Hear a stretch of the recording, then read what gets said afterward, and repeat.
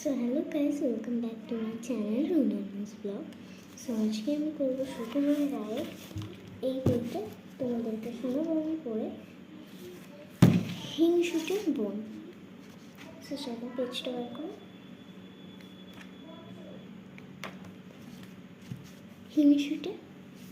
হিংসুটে ভুন্নি। এক ছিল দুষ্টু মেয়ে, বেজায় হিংসুটে আর বেজায় ঝগড়ুটে। তার নাম বলতে গেলেই তো মুশকিল, কারণ এই নামে শান্ত লক্ষ্মী পাঠিকা যদি কেউ থাকে তারা তো আমার ওপর চটে যাবে। হিংসুটের দিদি বড় লক্ষ্মী মেয়ে, যেমন কাজে কর্মে তেমনি লেখাপড়ায়।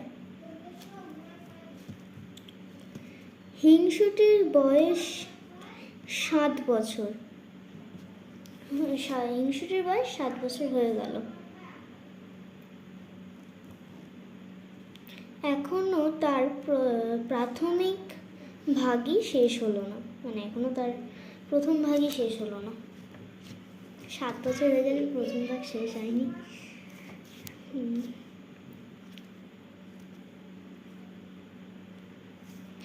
আর তার দিদি তার চাইতে মোটে 1 বছরের বড়। সে এখনই বাধ্য আর ছেলেদের রামায়ণ পড়ে ফেলেছে।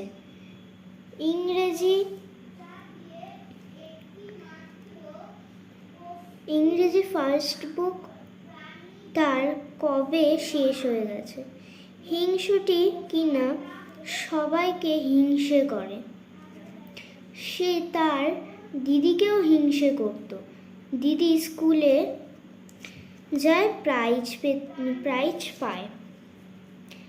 হিংসুটি খালি বকুনি খায় আর শাস্তি পায়। দিদি যেবার বই প্রাইজ পেল আর হিংসুটি কিছু পেল না, তখন যদি তার অভিমান দেখতে সে সারাটি দিন ফুপিয়ে গাল ফুলিয়ে ঠোঁট বেঁকিয়ে বসে রইল। কারোর সঙ্গে কথাই বলল না। তারপর রাত্রিবেলায় দিদির অমন সুন্দর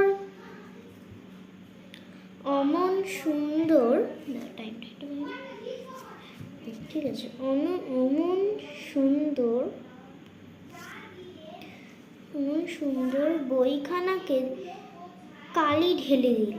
কিরকম শয়তান, বইয়ের মধ্যে কালি ঢেলে দিল। মলাট ছিঁড়ে কাদায় ফেলে নষ্ট করে দিল। এমন দুষ্টু হিংসুটে মেয়ে। হিংসুটের মা এসছেন। তিনি মিঠাই এনে 2 বোনকেই আদর করে খেতে দিয়েছেন। হিংসুটি খানিকক্ষণ তার দিদির খাবারের দিকে তাকিয়ে ভাগ করল, কেঁদে ফেললো। এবার কেন কেঁদে ফেললো শোন তোমরা।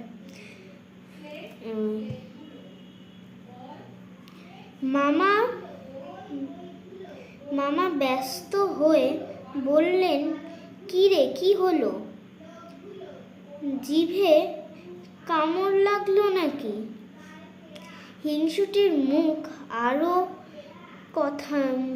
মুখে কোনো কথা নেই। সে কেবলই বলল, দিদির এই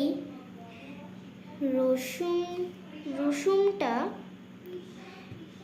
আমারটার চেয়েও বড়। তাই শুনে দিদি তাড়াতাড়ি নিজের রসুনটা তাকে দিয়ে দিল। রসুন মানে কি মিষ্টি সেটা আমি জানি না। না, রসুন না, রসমুন্ডিটা, রসমুন্ডি মানে রসগোল্লাটা, রসগোল্লাই বলো ওটাকে। অথচ হিংসুটি যা খাবার পেয়েছিল তার অর্ধেক সে খেতে পারল না, নষ্ট করে ফেলে দিল। দিদির জন্মদিনে দিদির জন্য নতুন জামা, নতুন কাপড় আসলো।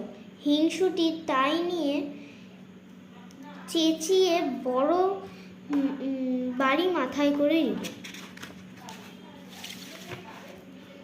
কীরকম শিক্ষা হবে তোমরা এবার দেখবে, ঠিক আছে?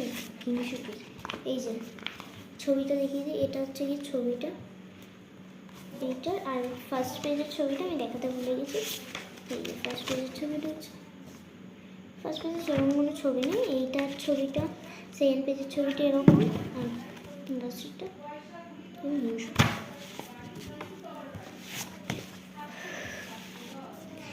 একদিন হিংসুটি তার মায়ের আলমারি খুলে দেখে কি লাল জামা গায়ে, লাল জুতো পায়,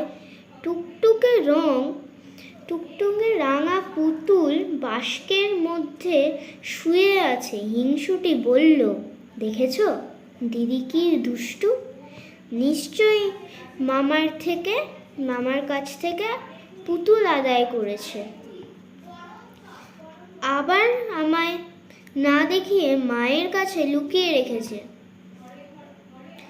তখন তার ভয়ানক রাগ হলো। সে ভাবল, আমি তো ছোট, আমারই তো পুতুল পাওয়ার উচিত। দিদি কেন মিছিমিছি পুতুল পাবে? তাই ভেবে সে পুতুলটাকে উঠিয়ে নিল। কি সুন্দর পুতুল, কেমন মিটমিটে চোখ আর ফুটফুটে মুখ, কেমন কিচিমিচি হাত, কেমন কচি কচি হাত পা, আর জিনিস সব কিনা দিদি পাবে। তা তো তার রাগ গেল না, তাতেও তার রাগ গেল না। মারতে মারতে তার ছিঁড়ে, আবার মারতে মারতে তার জামা কাপড় ছিঁড়ে আবার তাকে বাক্সের মধ্যে ঠেসে রেগে গরম করতে করতে চলে গেল। বিকেলবেলা মামা এসে তাকে ডাকতে লাগলো আর বললেন, তোর জন্য কি এনেছি দেখে যা।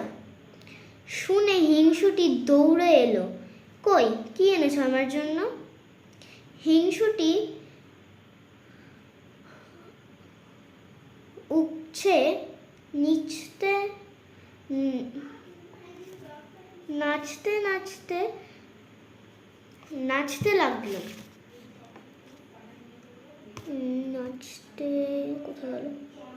নাচতে লাগলো। মামাকে বলল, কোথায় রেখেছো মা বললেন, আলমারিতে আছে। শুনে ভয় হিংসুটির বুকের মধ্যে ধারাস করে উঠল। সে কাঁদো কাঁদো গলায় বলল, সেটার কি লাল জামা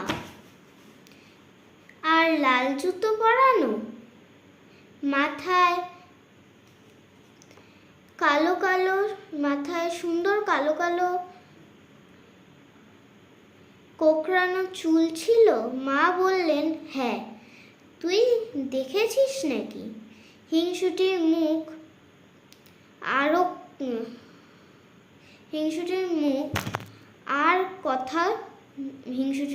আর কথা নেই। সে খানিকক্ষণ শোষাতে লাগলো করে তাকিয়ে তারপর একবারে ঘা করে কেঁদে এক দৌড়ে সেখানে থেকে পালিয়ে গেল। এরপরে যদি তার হিংসে আর দুষ্টুমি না কমে তবে আর কি করা যাবে? দেখলে তোমরা, ও হিংসুটে ছিল, বোন নিজের দিদিকেও হিংসে করতো। সো ও দেখলো একটা পুতুল, সেখানে ওটাকে বাড়ি মেরে মেরে ওর জামা কাপড় সব মানে ছিঁড়ে দিল, তারপর আবার ওটার বাক্সর মধ্যে ভরে দিল। সো এটাই হচ্ছে কি শিক্ষা। হ্যাঁ, ও কিন্তু শিক্ষা পেয়ে গেল।